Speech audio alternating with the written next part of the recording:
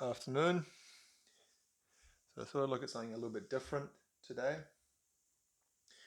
These are CDs that I've bought for my son, a little 5-year-old. And over the years, or over the last 3 years, whenever I see a kid's CD that I think he might like, because he wouldn't like every kid. There's actually lots of kids' CDs you come across, but he wouldn't like all of them. But the ones that I think he would like, I get them for him.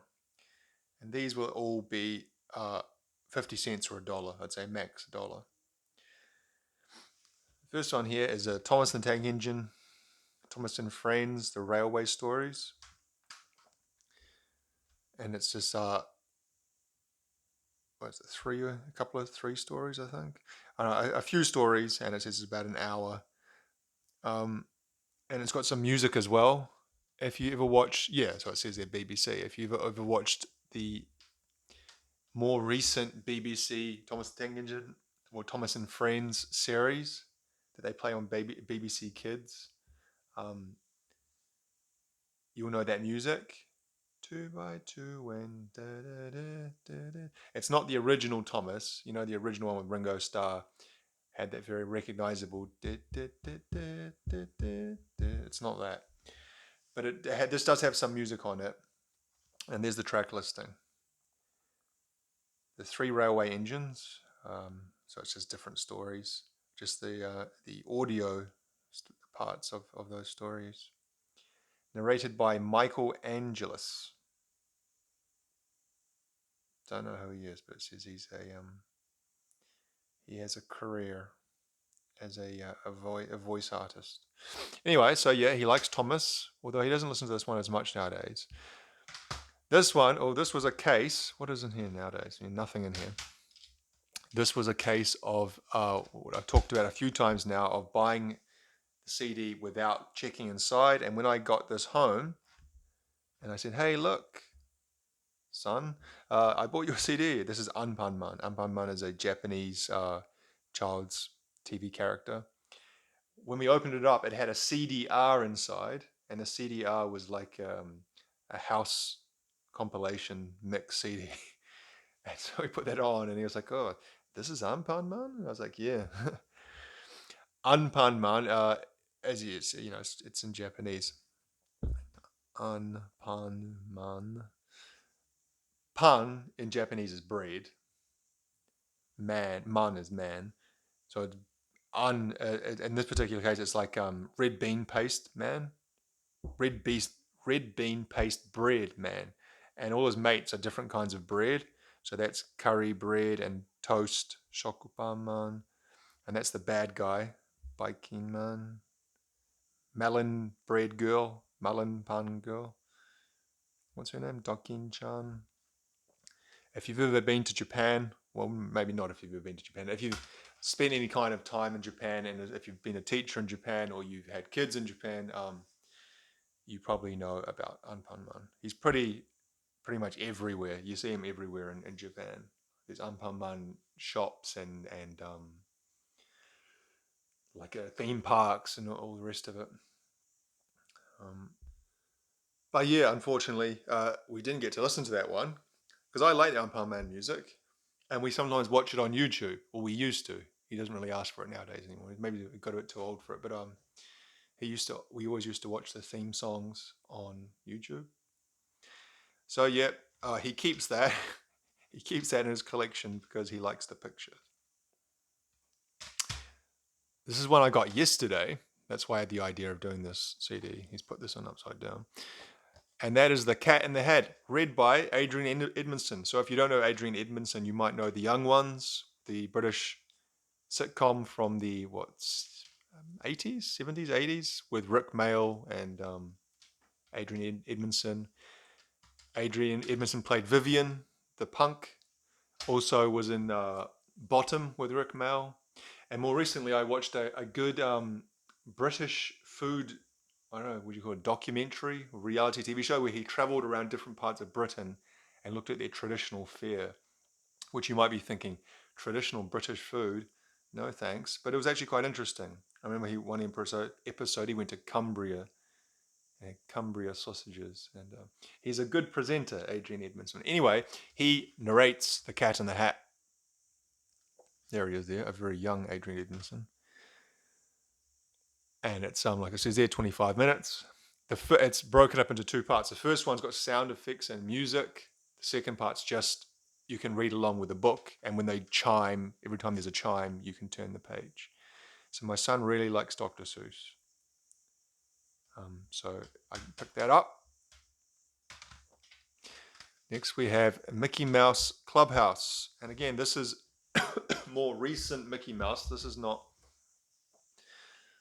the old, I don't know, the ones I watched when I was a kid, like 1950s ones or something. It's not those old ones. It's a more recent one. And it's not Mickey Mouse Club. What's I can't remember.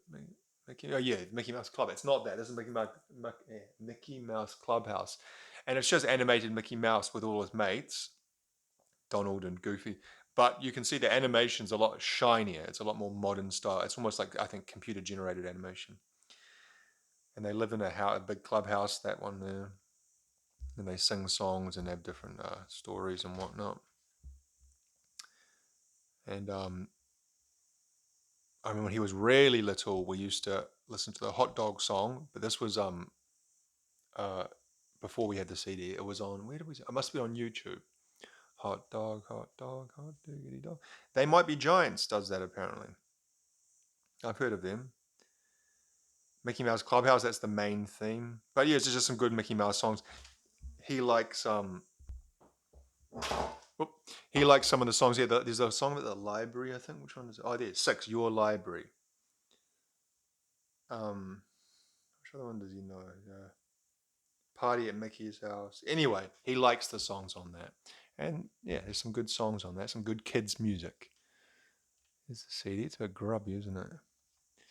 He doesn't take particular care of the CDs. I got to say, when I'm at work and he's with his mum, and I come home and I can see they've been listening to CDs. Often they'll be in backwards or just left on the ground. But what are you gonna do? He's a kid. Yeah, right. And the last one is a movie soundtrack for the Pokemon 3 movie, the ultimate soundtrack. And it's a double disc, this. I'm pretty sure yes, it is double disc. I'm going to be careful with that. That feels like it's going to break if I bend it back any further. So this is the problem. What I don't like about these internal hinge double CD things. That always happens. You always snap them or break them, or I've done. It's all, I can feel it. It's not, doesn't have the clearance to open itself properly. So it's just, if you force it, it will just completely snap. It's really annoying. The double CD cases are crap. Anyway, Pokemon movie has just got some of the theme songs. I don't know why specifically about the movie. I've never seen any of the Pokemon movies. Is this just Pokemon 3, meaning the third? I think this is just meaning the third soundtrack, not the movie, but Pokemon 3. Pokemon 3, the ultimate soundtrack. Because what it is like it's got the main... Oh no, it does say movie version. Fuck, I don't know, who cares? Anyway, it's got like the main... like the main theme. I'm sure you know that if you grew up in the 90s or the early 2000s, or even if you didn't, I was actually kind of, a teenager at the time when Pokemon came out, but even I used to watch it sometimes on TV, and I just from the being part of the popular consciousness, you pick up these things. And so I've heard the Pokemon theme song before, and the Poker Rap, and some of the Pokemon have their own songs, like the song of Jigglypuff, Pikachu, and things like that. It's got some videos and some karaoke tracks. The Poker Rap is where they list off all 150 of the original Pokemon. Now, this is my son likes Pokemon, and it started. He got a pack of free Pokemon cards. Where was it? Somewhere he got a free, and he's like, oh, I like Pokemon cards.